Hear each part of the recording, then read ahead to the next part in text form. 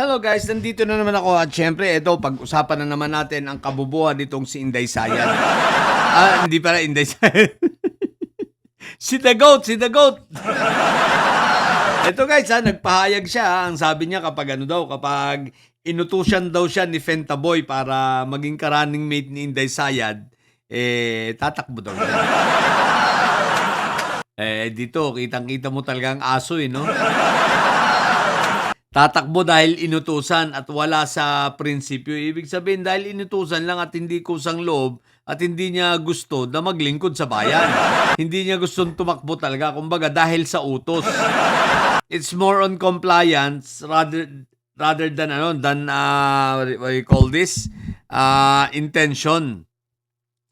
Intention to serve the people, It's just compliance. Asong-aso lang talaga. Ito pang malupit, pati ba naman yung mga prosecutor daw sa ICC, tinanong pa kung nag-aral ng batas. What the heck? The Goat, tingnan mo muna mukha mo. Baka gusto mong itanong sa sarili mo kung ikaw ba ay nag-aaral ng batas. Which is supposed to be, di ba? Na dapat ginagawa mo ang mag-aral ng batas dahil ikaw ay mambabatas.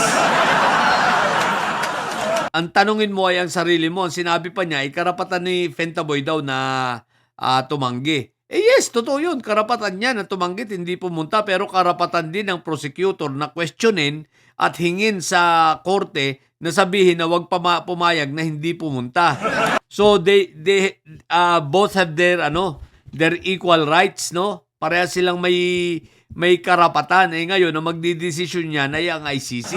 Ang tanong, ang ICC, pinayagan bang hindi siya humarap? Ang sagot, ang alam ko hindi pumayag ang ICC at pinaharap ngayon si Fentaboy. Bakit? Physically fit naman siya para harapin yun Diba? Kumbaga si Fentaboy gusto na lang magpalusot, nagbabaliw-baliwan na naman. Maliwanag ka ang findings kaya niyang humarap at kung may pagkabaliw man siya ay konti lang. Kunti pa lang, hindi pa sayad na sayad, no? At yung kanyang pagpapahid ng mga tae-tae sa mga gilid-gilid, ito yung pagpapanggap lamang ni Fentaboy. Di ba?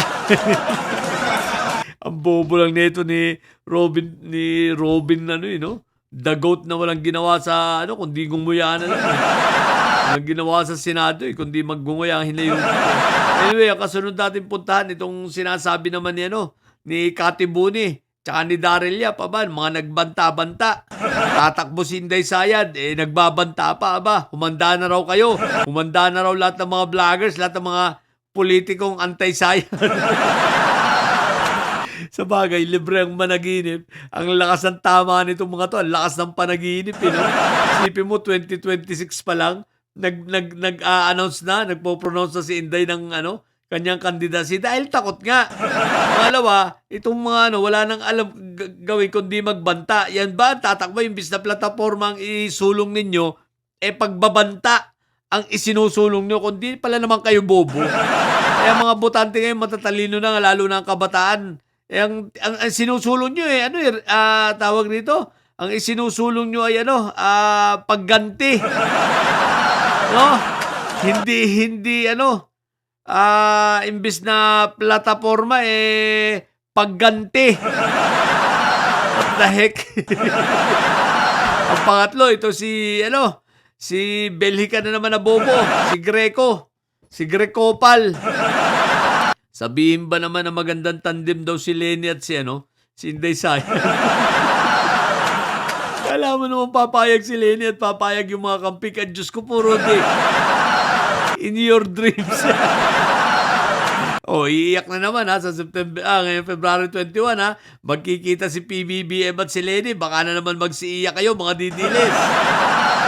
Huwag kayong iiyak ito normal na ginagawa ng Pangulo dahil trabaho niya at titingnan lang naman niya yung flood control doon at kung ano ang pwede pang gawin para maisaayos ang buhay ng mga taga-Naga at maiwasan ang pagbaha. Kung ano na namang isipin ninyo. Sigurado mag-iiyak na naman ang mga ito What the heck? So ilang muna. Shoutout talaga sa bobong hinayupak na to si The Goat Sa mga bobong didilis dyan at may sayad manatili kayo may sayad sapagkat ang may sayad ay laging high blood. Bye!